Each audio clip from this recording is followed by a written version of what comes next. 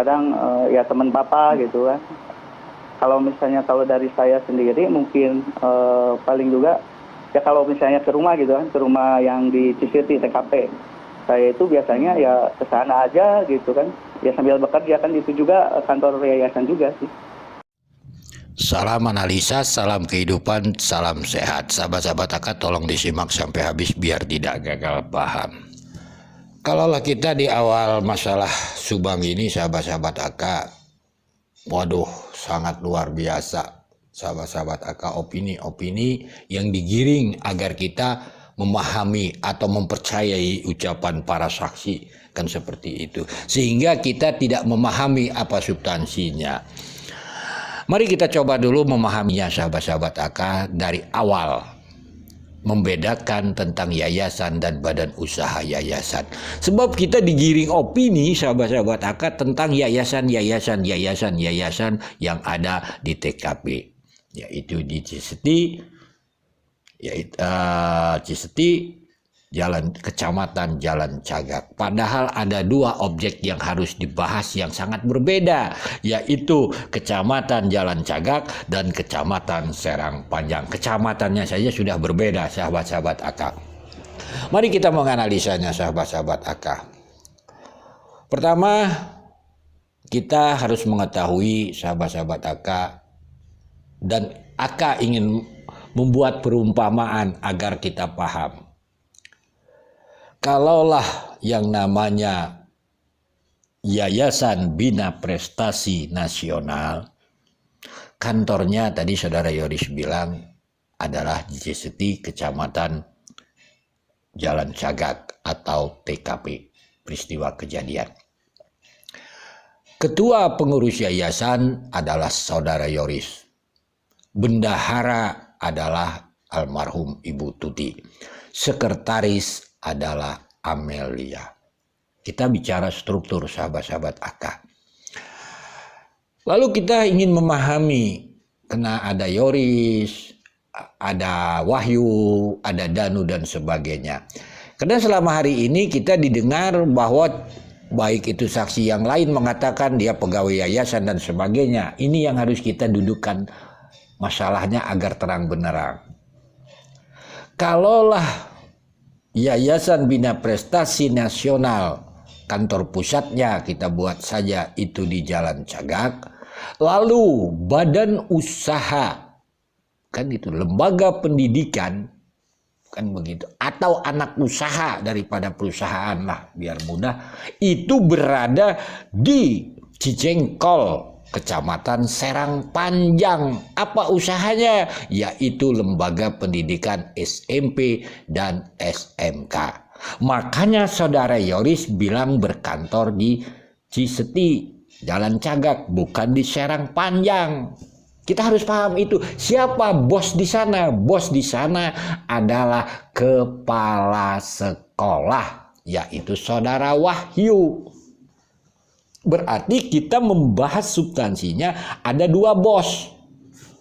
Satu, bos ketua yayasan, yaitu ketua pengurus yayasan adalah saudara Yoris. Berkedudukan di kantor pusat. Biar paham saja sahabat-sahabat. Kedua, anak perusahaan, yaitu ketua atau kepala sekolah, yaitu saudara Wahyu. Siapa bawahan mereka, saudara Wahyu ini? Salah satunya adalah Amelia sebagai bendahara sekolah. Danu, Wahyu, Opik, anak buah Wahyu sebagai pegawai sekolah. Kan begitu sahabat-sahabat AK. Pertanyaannya, mari kita flashback ke belakang. Kenapa saudara Yoris ingin menutup sekolah atau yayasan? Kan begitu pertanyaannya. Padahal yang meninggal adalah anak buah dia sendiri, yaitu Ibu Tuti sebagai bendahara. Jadi kita tidak campurkan antara bos yayasan dengan badan usaha yayasan. Kan begitu. Begitu juga kenapa saudara Wahyu sebagai bos daripada Amelia bendahara, yang juga menjadi korban. Saudara Wahyu ingin mengundurkan diri. Ada apa? Pertanyaannya. Kan begitu sahabat-sahabat. Ada apa? Padahal kalau kita bicara TKP, jelas berbeda kecamatannya. Kalau kita bicara struktur, juga jelas berbeda. Ada apa?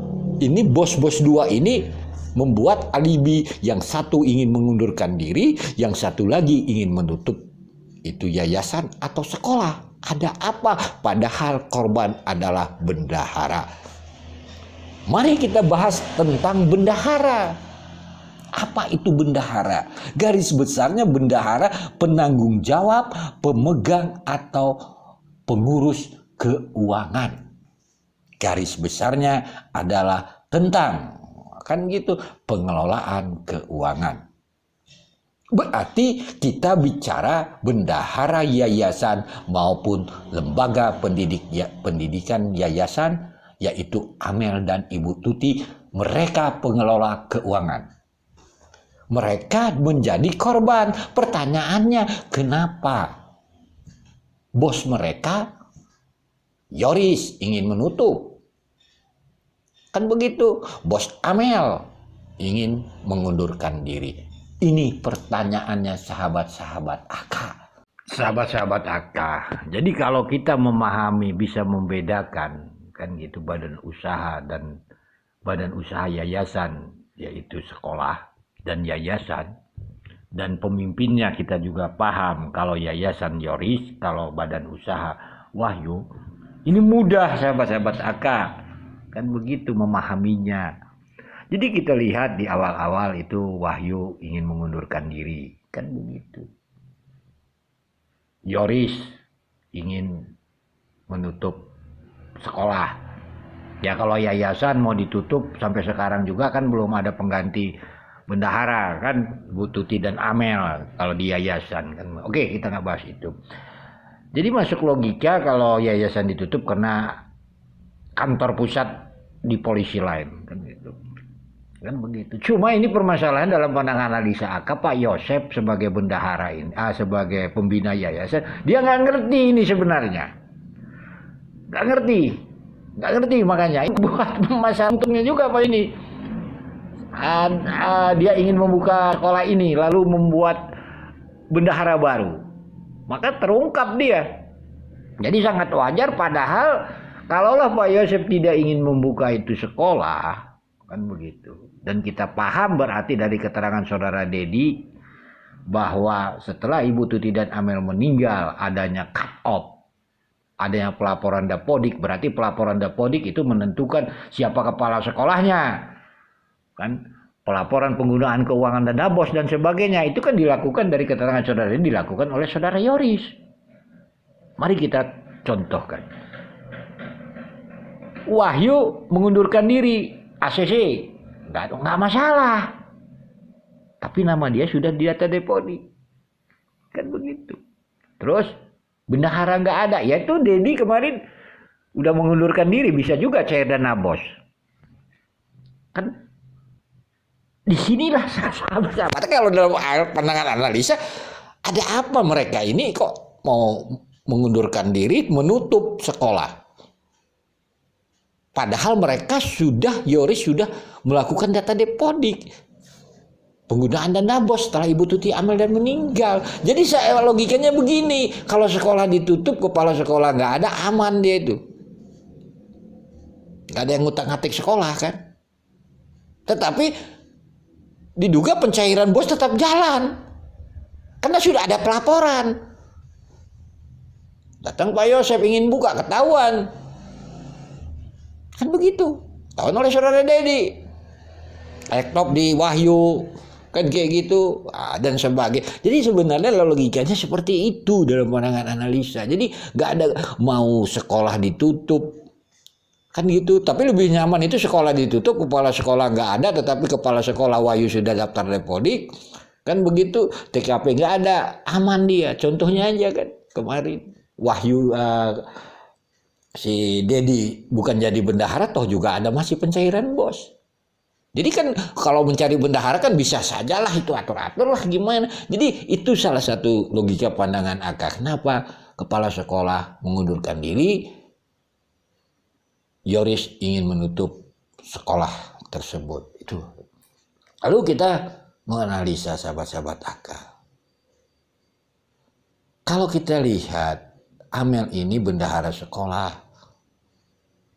kan gitu, sekretaris yayasan, kantornya di rumahnya. Tetapi kita tidak pernah dengar Amel punya laptop. Yang kita dengar isu hanya HP Amel yang hilang.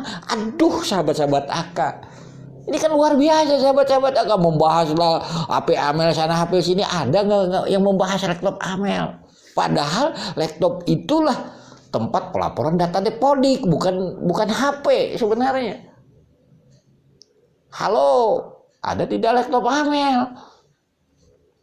Kan begitu. Apakah ada pada malam itu laptop di TKP? Kan begitu. Apa tidak ada atau memang tidak? Kita tidak ngerti ini tentang laptop ini. Karena kalau kita bicara pelaporan data depodik, pelaporan bos, pelaporan bendahara, dia harus melakukan pakai laptop karena melalui online. Kan itu logikanya. Bendahara, ingat tugas bendahara itu. Kan gitu. Tugas utama adalah pengelola keuangan. Kalau dana bos itu masalah uang, ada pelaporan. Misalnya pihak sekolah membutuhkan uang, mau beli bangku, kursi dan sebagainya, pasti bendahara mengeluarkan uang. Tetapi di akhir untuk pelaporan pasti bendahara minta pertanggungjawabannya. Mana kwitansinya, mana barangnya. Ya kalau kwitansinya nggak ada, misalnya kwitansinya ada barangnya nggak ada, pasti Amel Bu Tuti pasti marah. Kan logika-logika seperti itu apa kita paham tidak? Ingat, bendahara itu pasti tegas masalah keuangan. Kan begitu. Pasti pihak sekolah membutuhkan uang dari dana bos. Beli ini, beli itu, beli ini pasti dikeluarkan sama bendahara. Lalu bendahara menanyakan, misalnya kwitansinya, wujudnya. Kalau nanti wujudnya nggak ada misalnya dan sebagainya, kan banyak problem sebenarnya sahabat-sahabat AK tentang keuangan ini. Jadi sekali lagi sahabat-sahabat AK, kan begitu. Kita memahami bos di kantor pusat adalah saudara Yoris, bos di anak cabang adalah Wahyu. Korban adalah anak buah mereka. Ada apa dengan mereka? Sahabat-sahabat AK. Itu saja. Mereka ingin menutup-nutupi masalah sekolah. Padahal bendahara sekolah menyangkut tentang keuangan sekolah. Sebab kita hanya diberi informasi tentang yayasan. Ternyata kalau bicara yayasan sahabat-sahabat AK, misalnya di TKP kantor yayasan, sebenarnya siapa sih yang mau datang ke sana? Orang tanggal 17 aja ngelibet, tanggal 16 itu mungkin ada keterangan lain 16-15 pada main golf dan sebagainya. Apalagi di waktu COVID, ngapain mereka datang? Apalagi sekolahnya, yayasannya hanya mengelola satu badan usaha. Ya sekolah pasti ya ingin datang tentang orang ke sekolah ya pasti ya masalah. Misalnya operator, misalnya kepala sekolah berurusan dengan ketua pengurus yayasan. Nggak mungkin kan yang datang itu atlet olahraga atau orang Amerika, orang Rusia, enggak kan? Karena kita memahaminya bahwa hanya satu badan usaha mereka, yaitu sekolah. Pasti yang datang itu berurusan dengan sekolah. Bukan murid, ya pasti ya pengurus-pengurusnya. Kan begitu logikanya, pemahamannya. Cukup 3 hari kita analisa, ada nggak orang datang ke sana?